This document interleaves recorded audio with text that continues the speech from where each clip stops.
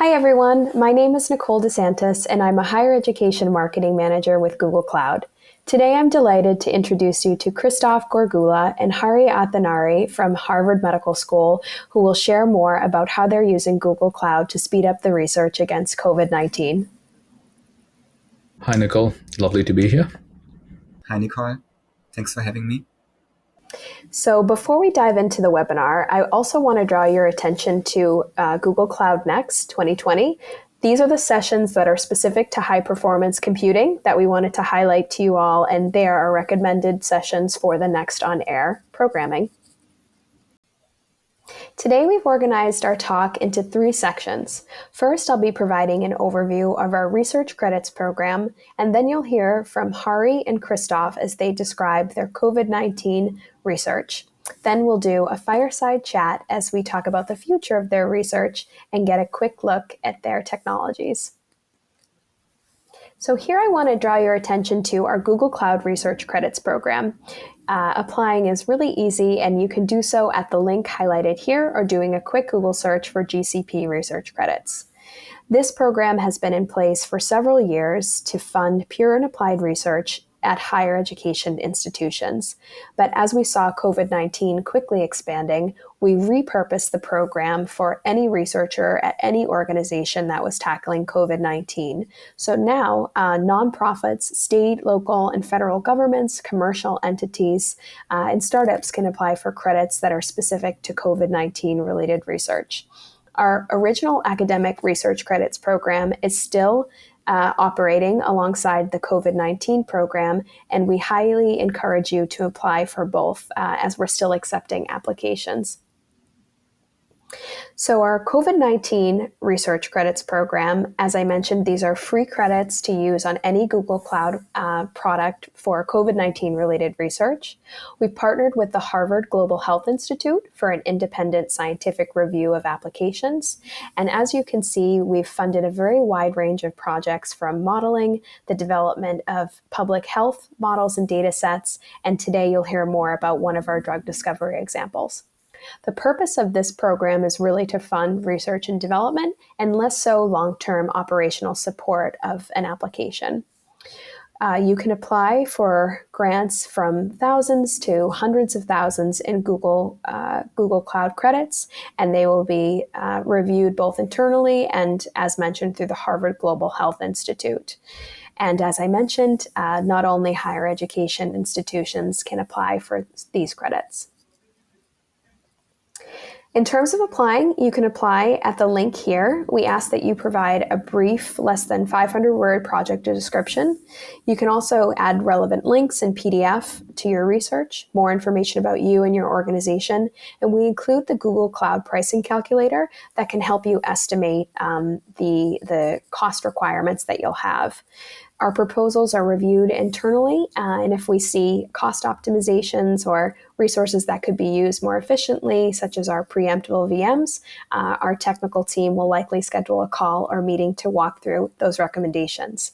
Larger requests may take 1 to 2 weeks to be notified, and once that decision is made, you will receive an email.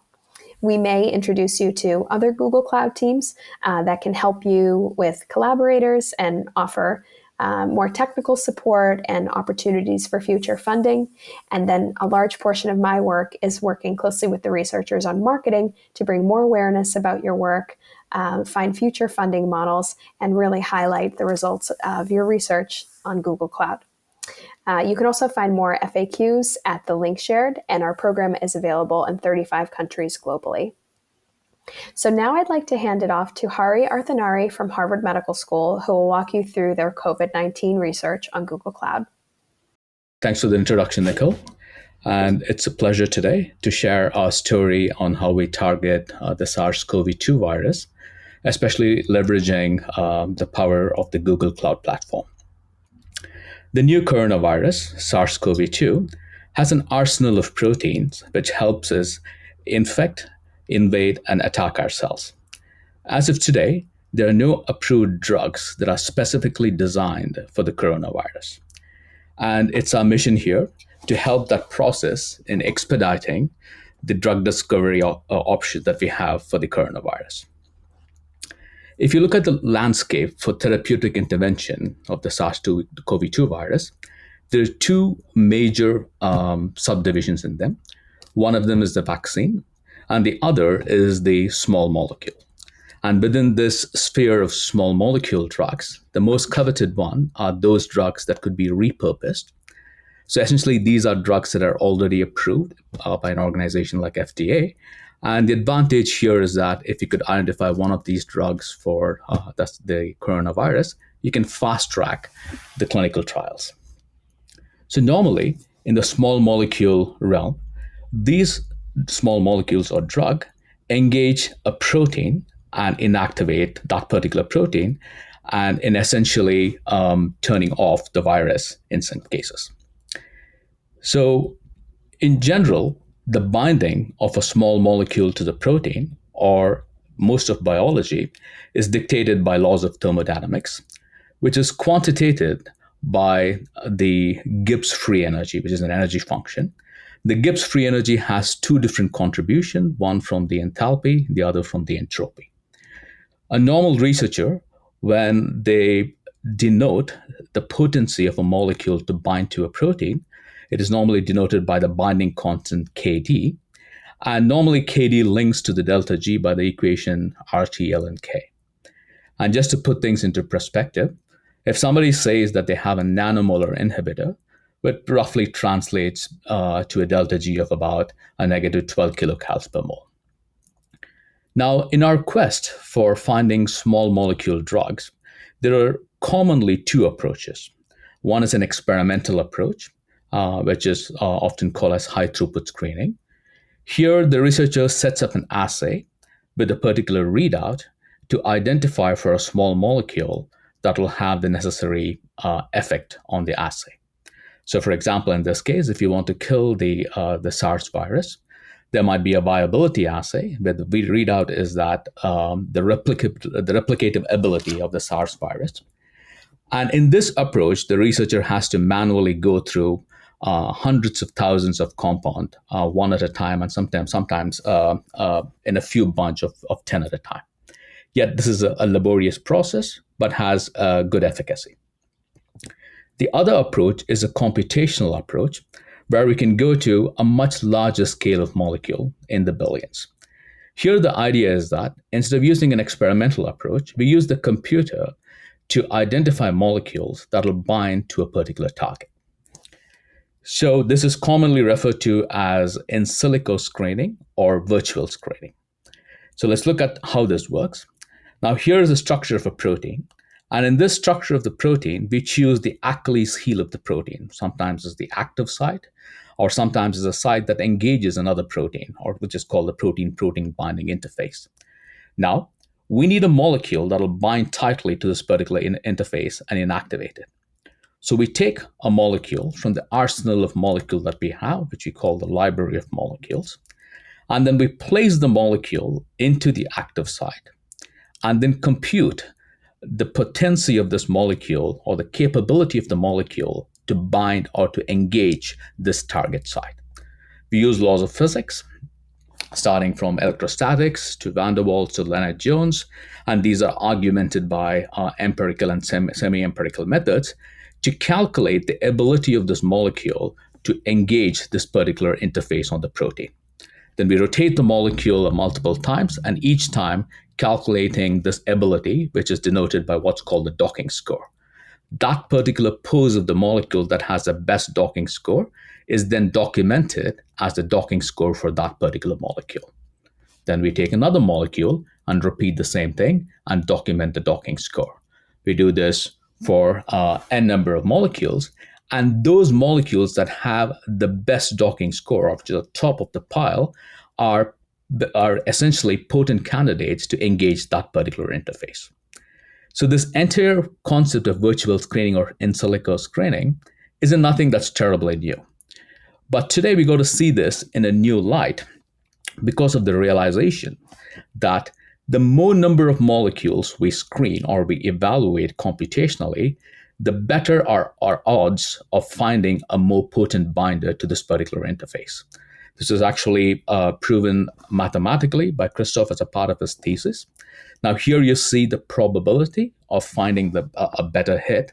And he has taken two different instances. The one in blue is the top 4 hits from a small scale screen, and the one in pink are the top 4 hits from a large scale screen. And the way you go from left to right on your x-axis, the more potent your inhibitor is. And you can see that in a large scale screen.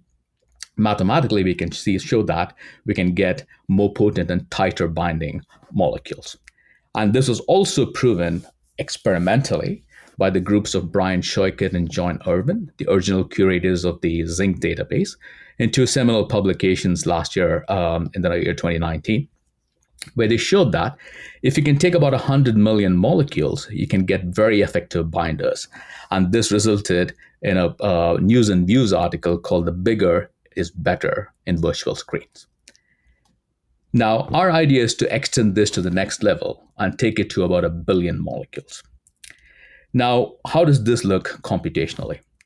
On average, it takes about 15 seconds to dock a molecule and get the docking score. By this token, on a single CPU, this would take about 475 years to dock about 1 billion molecule onto a single target site on a protein. But we want to do this in a matter of days. So that's the problem that we have. And to solve this problem, we developed the platform Virtual Flow. What Virtual Flow does is that it effectively leverages the power of computing clusters, distributing the job of docking 1 billion molecules with great efficiency across the cluster. Now, using this computational power, we can now dock billions of molecules in a practical time, and especially considering that what we need for COVID-2. And that's exactly what we did. So when this paper was published in March, and that's exactly when the pandemic hit the United States and we went into lockdown, so we leveraged the power of Google computing, the cloud platform, to dock a massively large amount of small molecules to target the ensemble of proteins or the array of proteins that the SARS-CoV-2 virus uses to invade and infect our cells. So in summary, we targeted about 17 different proteins of the virus. Actually, it's 15 of the virus and 2 of the human. So for the virus to infect and invade our cells, it binds to a human receptor called ACE2. It also needs the help of another protein called the TMPRSS2, which is a serine protease. Now you can see in this figure, we targeted multiple proteins, some 2 of the humans, the rest of the virus, to identify small molecules that will bind and inactivate the function of this protein. And for many of these proteins, we targeted multiple sites. So in total, we targeted about 40 different sites.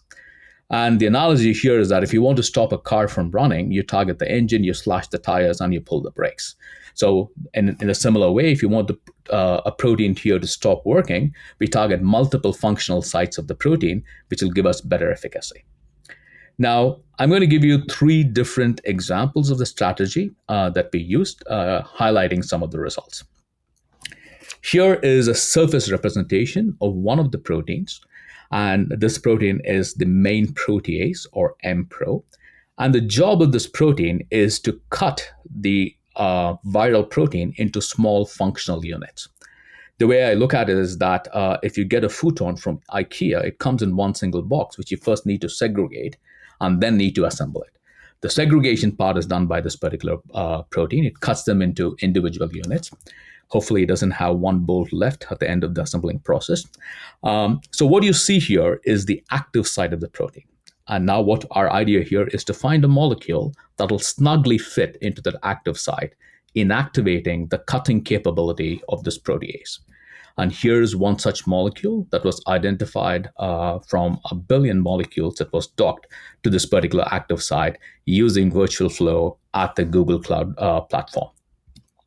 The docking score for this is about minus 11.7 kilocals per mole, which would put this in the low nanomolar affinity. And this is not the only molecule that we have identified. We have identified about 1,000 molecules within this within this range of docking scores for this particular site. Now, I talked to you about targeting different sites of the same protein, and here's one such example. This is the same site, but different instances of the same site. So here I show you two crystal structures, the same protein, MPRO. One on the left is the same structure that I showed you previously, and one on the right has an expanded pocket. So you can see this is the original structure that I showed you. And here is another structure of the same protein bound to a small molecules. We should keep in mind that these proteins are living, breathing entities, and they go conformational changes. Now, sometimes a binding of a small molecule could open up a much bigger pocket, often referred to as a cryptic site. Now, you can see that for the same protein for two different targets, two different pockets, they look very different. We don't know which one of them will exist in solution. Probably both of them exist in solution, and we can choose one or the other. And what we did was we targeted both these sites. And now you can see that there are two molecules that are shown bound to the original pocket, which I showed you before. And there's another molecule bound to the same protein to the new and expanded pocket. And the pocket is deeper.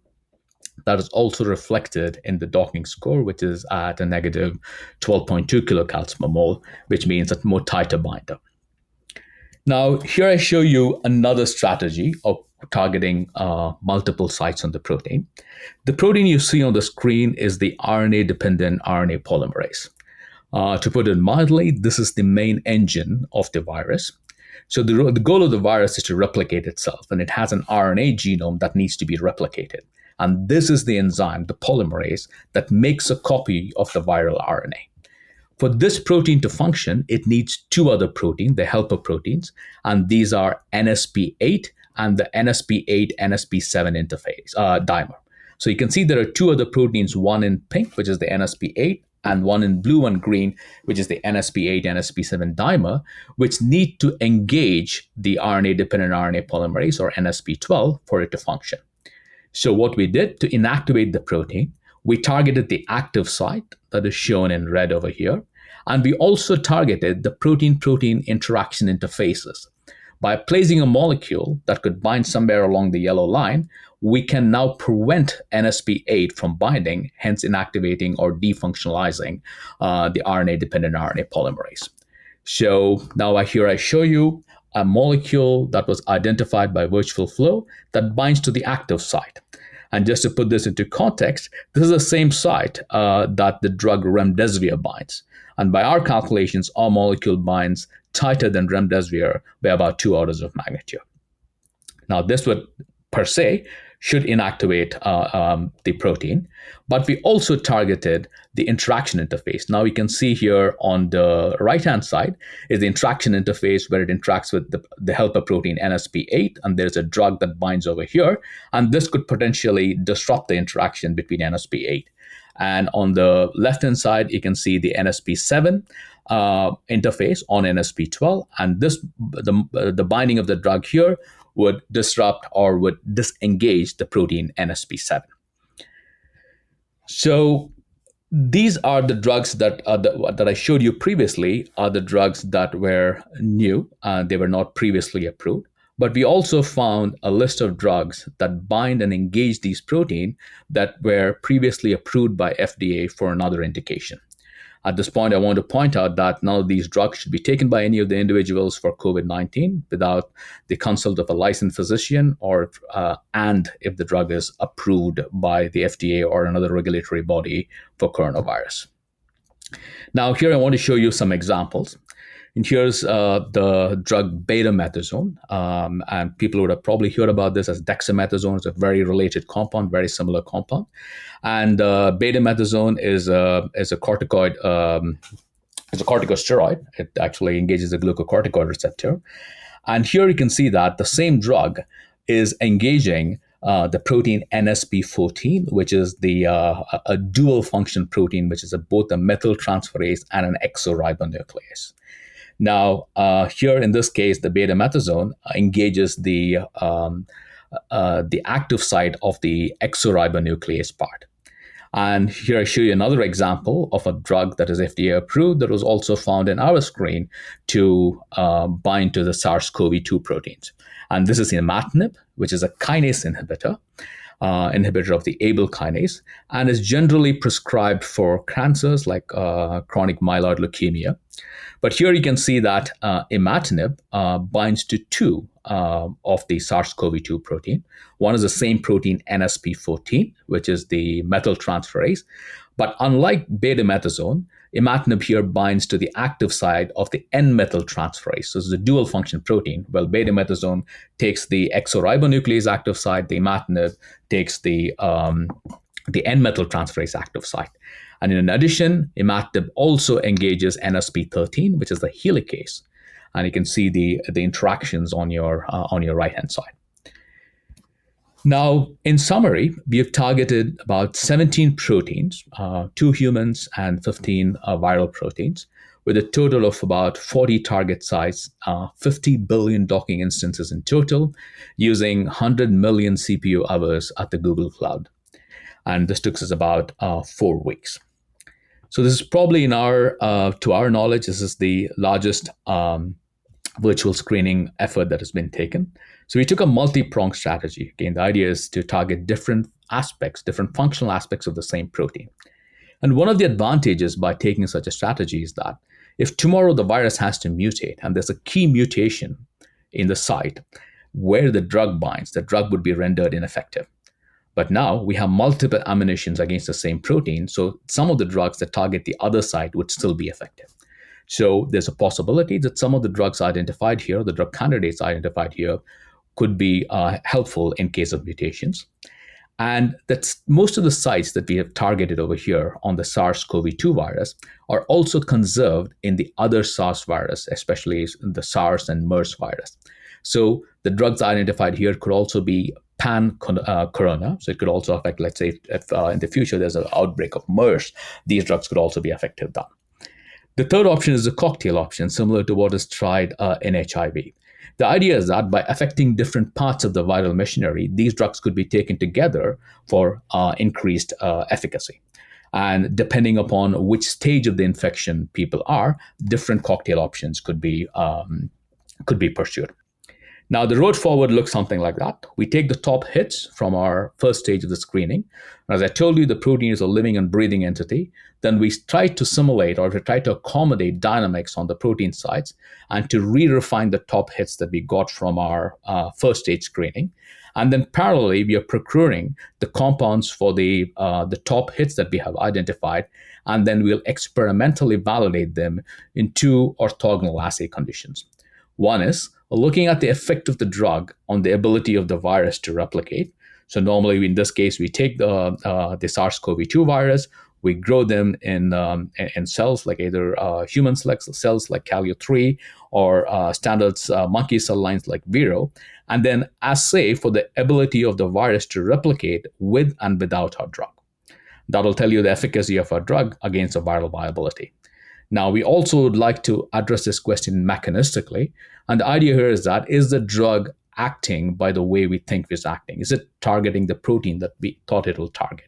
We do that biophysically by taking the protein outside in vitro and then querying the ability of our drugs to engage the protein. With this, I'd like to thank the people who actually did the work. Christoph was the main lead in the project. He is the developer of the virtual flow platform, and he pretty much conducted all the screens. And we got some great help from Krishna and Patrick. They are working on the experimental angle, validating the compounds that Christoph has identified, and also curating the compounds that came out of this hits. This effort would not have been possible without the Google Cloud, as I told you from the sheer number. This would have taken a lot longer if you have gone to even the cluster at Harvard. And again, this would not be possible without the help of the Google team, Jamie, Guillaume, Shreya, and Ryan. And we try to break barriers by doing the screen in such a short time, sometimes using upwards about 160,000 processors, which required some special help. And the Google team was always there to help us with this. And we used to have meetings every Tuesdays to push this project together, identify roadblocks, and then propel us. Finally, I'd like to thank the help of the Harvard community, Gerhard Wagner, Martin Unchek, Steve Blacklow, Steve Harrison, Henry Hurst, Anders Nar and Rob Davey. Anders and the Nar and the Davey labs are now currently testing these molecules in live viruses. And we also like to thank the help of the ICCB and the CMI core facility that help us validate our targets biophysically. With that, I would like to invite Christoph to join and tell us more about how virtual flow works. Thank you, Hari, for giving an overview of your research. I'd now like to bring back Christoph. And Christoph, I'd love if you could give an under-the-hood view of virtual flow. Sure. Let's look over here. So here we see a protein which might play an important role in some disease.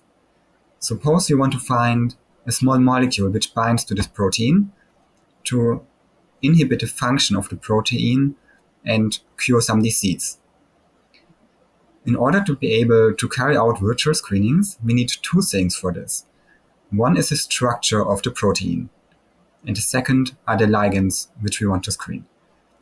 Structures for the protein are usually obtained by experimental methods like X-ray crystallography, NMR spectroscopy, or cryo-EM spectroscopy.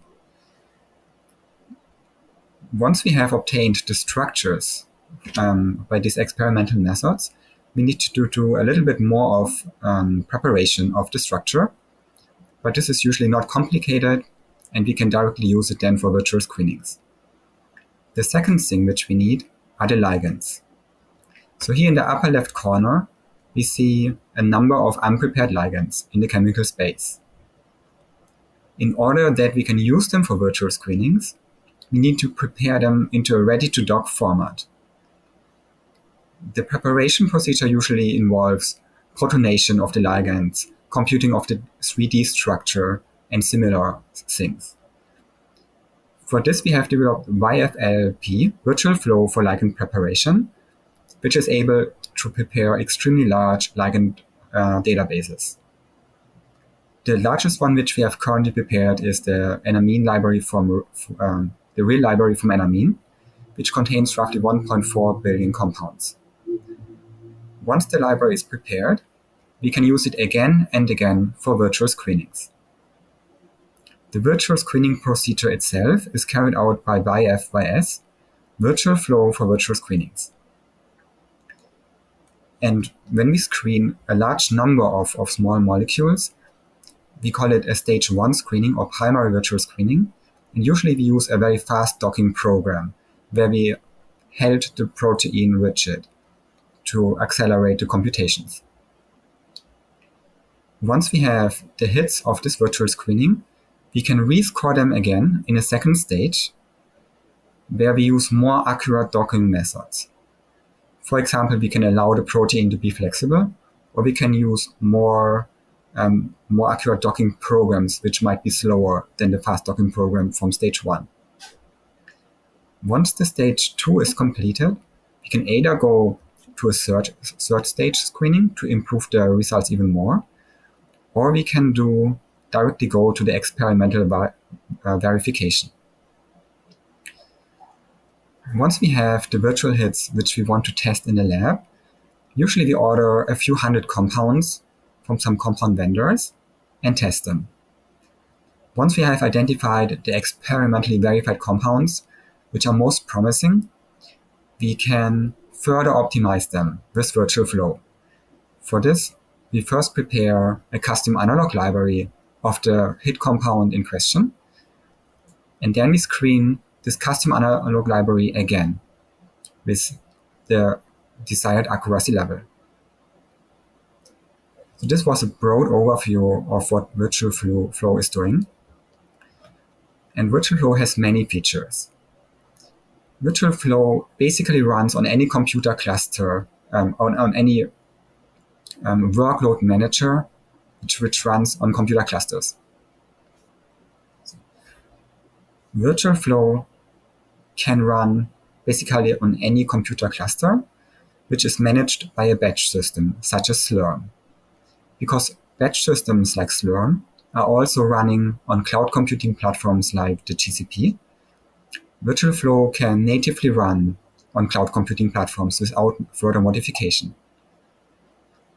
Virtual flow uses a natural parallelization approach, which means that the parallel working threads which are running are completely independent of each other.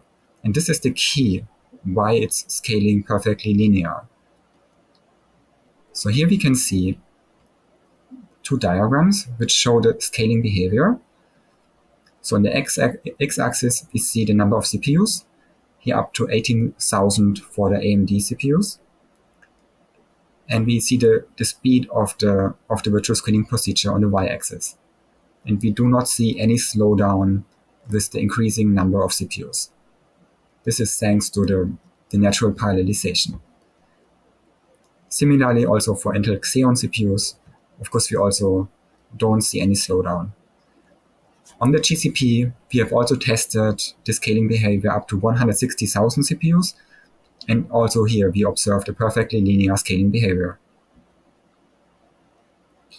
Virtual Flow has many other features, such it allows to control the workflow in real time. It's free and open source software.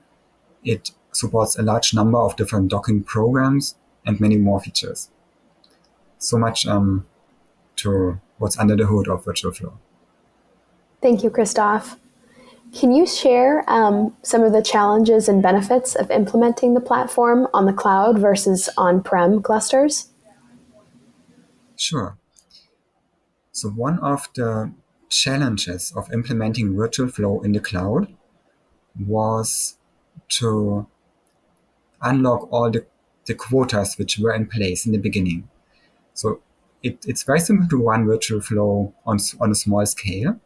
But if one wants to upscale to tens of thousands or hundreds of thousands of CPUs, there are many quotas in the GCP which limit the resources which one can use. And in the beginning, it took us a little bit of time to figure out which of the quotas we need to unlock. The second challenge was the file system.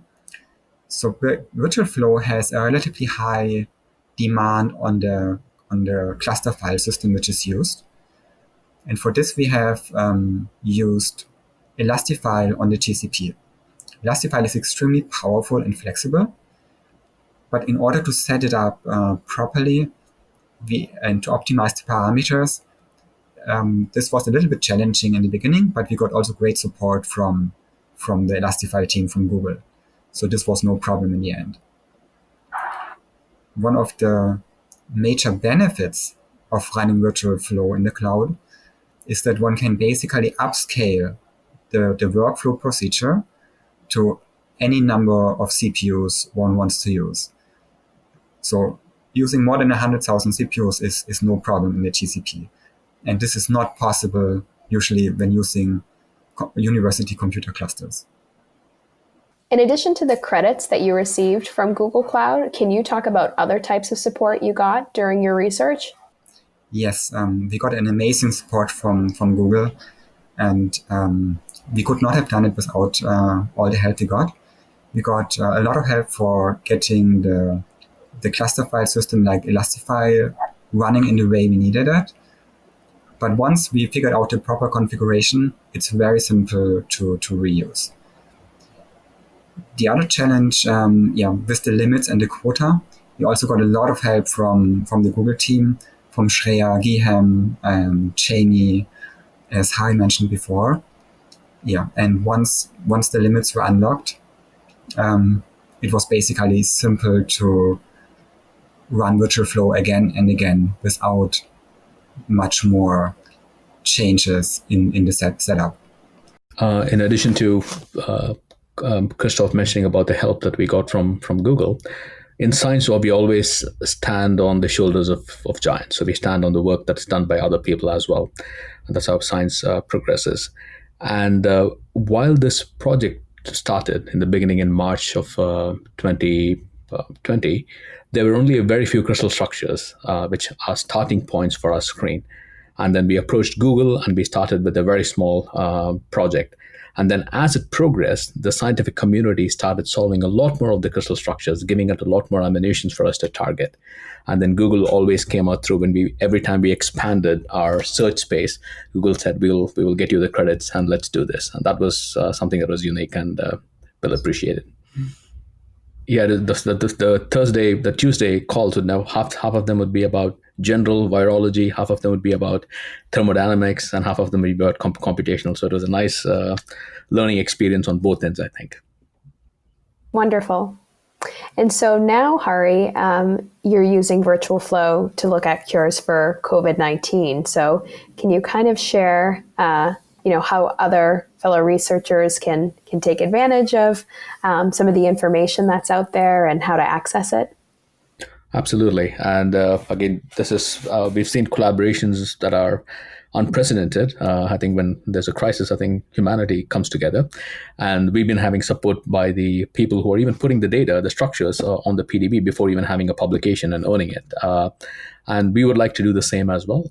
So we are submitting a paper. We hopefully will have a paper on the public domain soon with our drugs so that the researchers can look at them and then start validating them, because we have a lot of targets here and we, the community, to validate it together and share the findings. From the research of our colleagues who determined the structures of the SARS-CoV-2 protein, which were starting points for the screen, we would like to share our results and pass on the baton to other experimental groups to take this research into the next stage.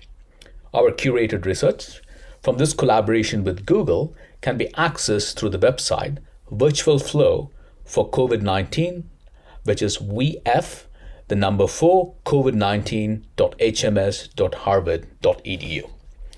In the landing page, you'll find some pull-down menus on the top. And then as you scroll down, you would find information about each of the 45 screens that we have done as a part of this collaboration. Now, if you would go to any one of the screen, for example, nucleoprotein, and you click on the title, it'll take you to the results page. Another way of navigating through these different proteins and target sites is using the pull-down menu on the top. Now here you can see all the 17 proteins, and the point that I harped upon a little bit is for each of the protein, we have multiple target sites. Now, let's say I'm interested in the protease MPRO, and I'm interested in seeing molecules that engage the active site of MPRO.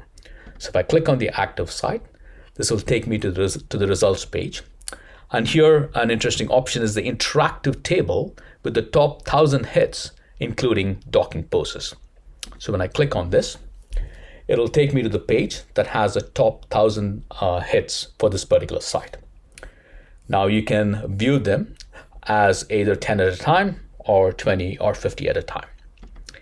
An interesting aspect here is in the top part of the page. Here, we have different selection markers that will allow a researcher to further refine these top 1,000 hits based upon a criteria of his or her choice. And these markers include molecular weight, solubility, denoted by the partition coefficient, total surface area, hydrogen bond acceptors and donors, and the number of rotatable bonds. Let's say a particular researcher is interested in molecules between the molecular weight of 300 and 450 Dalton. And let's say they're interested in molecules that have anywhere between 1 and 4 hydrogen bond donors. Now, one can choose any combination of these factors. And by this choice, the hits are dynamically filtered. Now we no longer have about 1,000 hits. We have only about 446 hits. Now, upon this filtering process, you can choose on any one of the hits. Let's say I click on one of the molecules. It'll take me to a different page where it shows how the molecule is docked to the protein. This is the docking pose. On the right-hand side, you'll see the molecule with different information that corresponds to the molecule, including Bender information. And in the middle, you'll see the docking pose. Now here, the protein, MPRO, is shown in a ribbon diagram, and the molecule is docked. You can also look at it as a surface representation, and you can see a set of options on the top left-hand corner. And here you can see the surface representation of MPRO, and then you can see that this particular hit that is docked to the active site. Now, this particular hit is stabilized by a number of interactions with the protein, and you can also look at the critical interactions as an interaction map with both the side chains and the backbone of the protein, and you can see the molecule that's right at the center. By this manner, you can go through all 45,000 molecules for 1,000 for each of the target site. Another option that we have is if you go back to the same results page, which is the MPRO active site, you can also download the top million hits of the 1.1 billion molecules that we screen. Now, these hits can be viewed on an external program like Data Warrior to be further refined. Another interesting aspect in this particular web page is this option that you have on the top in what we refer to as special data sets. These are compounds that have been identified as hits in one or more of our 45 screens that we have performed here, but they also belong to one of the four categories. One is the world approved compounds, meaning that these compounds were approved for human use for another indication by a regulatory body like FDA. The second is investigational drugs, and these refer to the compound that have been approved for human trials for another indication, but the drug is still undergoing clinical trials. The third category of in-man compounds includes compounds such as nutraceuticals and bioceuticals, for example, compounds that are found in dietary supplements that have been tolerated by humans. And the fourth is what we refer to as a natural product. The advantage with this set of compounds is that any compound here and belonging to this particular set that has been experimentally validated as a therapeutic for SARS-CoV-2 has the potential to be fast-tracked for clinical trials. So, Nicole, this is how we share our results. This website is an evolving website, and we will keep adding data as and when it arrives, and we'll update this website. Hopefully, the research community would like to take advantage of this and take the research to the next level. Congrats. It looks so user-friendly and just a wealth of information and data that you have on there. It's pretty remarkable work. So thank you for taking the time to share that with me. I also want to touch on, you recently published a paper talking about your work on the Harvard cluster. Can you talk about the differences between, your work in the cluster and now on Google Cloud Platform, and what the future of drug discovery may look like in the cloud? I'll probably let Christoph start off with this question, because he's the person who actually did the work. So might be able to give you good comparisons, and then maybe I'll end up with a few thoughts on my side. Christoph? Sure. So one of the main advantages of using the Google Cloud Platform is that there are much more CPUs and compute nodes available than compared to a university computer cluster. So whenever we need to use the university cluster, we are competing with a lot of researchers, and the resources are already limited from the beginning. So at Harvard, we have tens of thousands of CPUs, which we are sharing with hundreds of researchers. So if you can get 1,000 CPUs at one time in parallel, that's already a lot.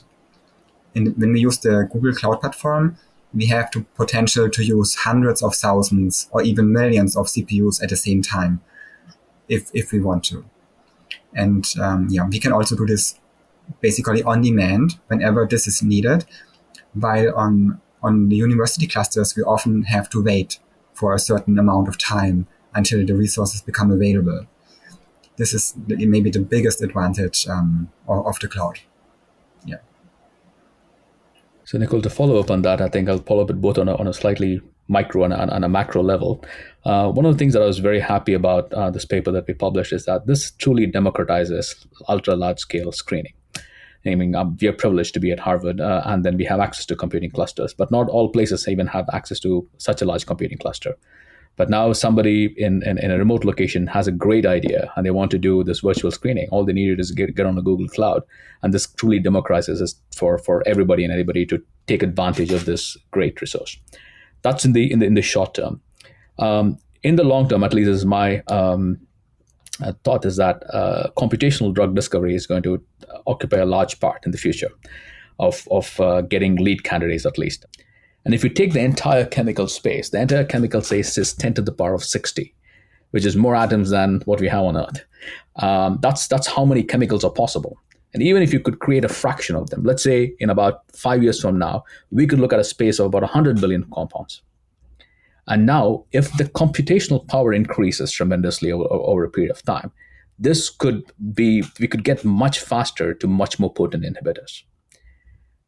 And this is something which I think is going to be the future. And in my introduction and also in Christoph's talk, we saw that we take a molecule, we put it inside the active site, and we evaluate a number of poses. If we could evaluate more number of poses, it'll increase the computational time, but it'll give us more accurate results. There's always a trade-off between speed and accuracy.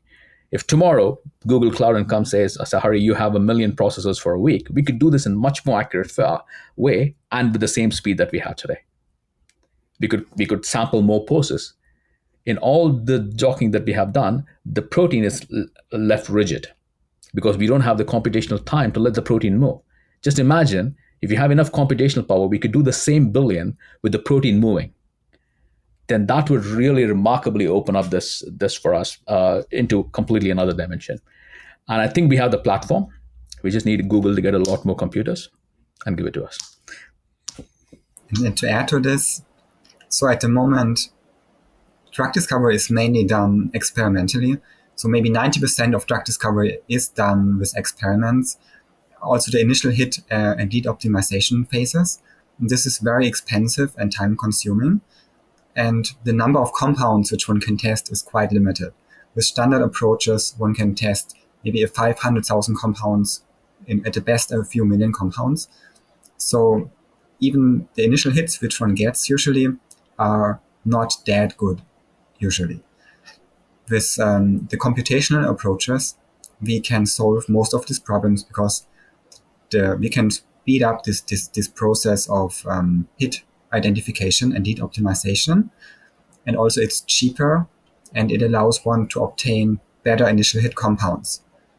And now, because we can scale up the virtual screenings by this order of magnitudes, we expect that in the next few years, drug discovery will more and more transition towards computational approaches. And we might be at a tipping point where computational approaches might become the standard soon. Yeah. And just, we don't want to give the thing that experimental is not valid. I mean, the validation in experimental is very critical but what we think that computational approach would give you is a head start. So for example, if you could get to a lead compound, a highly potent compound, then the experimentalists can take over from there rather than going through molecules one at a time to get to that lead compound. I think that's what the computational would give you, but still experimental is equally important. One last point I would like to add too. So we use a flavor of screening called the docking. And there are other programs that uses the other inventions of computation like artificial intelligence, deep learning, which could go combined with what we are doing. So I think in the future, some combination, there are already companies that use artificial intelligence and deep learning for docking. But now in future, with increase in computational power, these could be combined. And the ultimate goal would be probably is to do quantum mechanical calculations at this level to get the absolute perfect docking score. But I think that's quite a bit in the future. And can you give us a look at the future of your COVID-19 specific research? So now we have two parallel efforts, as I mentioned, one looking into the viral cells, looking for the efficacy of our inhibitors. And as you know, on our website, we have close to about 45,000 compounds. That's a top 1,000 inhibitors for each of the target site. We don't have either the monetary power nor the time to screen for 45,000 compounds. we are screening on the order of about 2,000 compounds, the top of most of this particular list, to see if it affects the virus. Now, once it affects the virus and we do what's called a target validation, we make sure it has an effect on the viral's ability to replicate, and it is also on target. The one question we need to ask is that what else is it binding to? So are there other proteins in the humans it is binding to? Then what we'll do is that once we evaluate those things experimentally, then we'll look at the effect of this particular compound in animal models. In animal models where the viral infection is there. And getting the appropriate animal model is also a work in progress by many other research labs. And once we validate the efficacy of this particular drug and the safety of the drug in animal models, we are hoping that we could take them quickly into clinical trials for humans. And again, it's good to dream because we have a lot of targets. Some of them could be for prophylactic. Hopefully, we'll have some drugs that are prophylactic, which will essentially prevent the virus from infecting the cells. For example, if you find a spike inhibitor, which is what the vaccines do, if you find a small molecule that will bind to the spike protein of the virus, which will prevent it from engaging the ACE2 receptor in the humans, then the virus will never infect the human cell. Now, if you could find a safe and potent molecule, that could be used as a prophylactic. So it really depends upon, we have a bunch of ammunitions. Now, the question is that to go and experimentally validate this. And our approach doesn't stop here because we're going to take the top molecules, we're going to use molecular dynamic simulations and other things to make them better. And once we find a molecule that is efficacious, Christoph will go ahead and again use computational approaches to look for more molecules surrounding that space that look very similar to that to even make it better. So that's the pipeline. So it's essentially a kind of a feedback loop. So we take the molecules coming from experimental, feed it back into the computational cycle to make it better and better so we can go into the humans at the least possible dose. Thank you again, Hari and Christoph, for joining us today. It's been a wonderful partnership, and we're so excited for the future of your research on Google Cloud. Thank you to those who also joined us for this webinar, and we do hope you enjoy the rest of the webinars in our series, our new digital HPC days. You can find those at the link that's shared in the chat function. And also, if you are working on research and you'd like to explore Google Cloud, I recommend going to edu.google.com to learn more about how peers are using our solutions and also to apply for credits and take advantage of some of our learnings. So thank you again. Take care.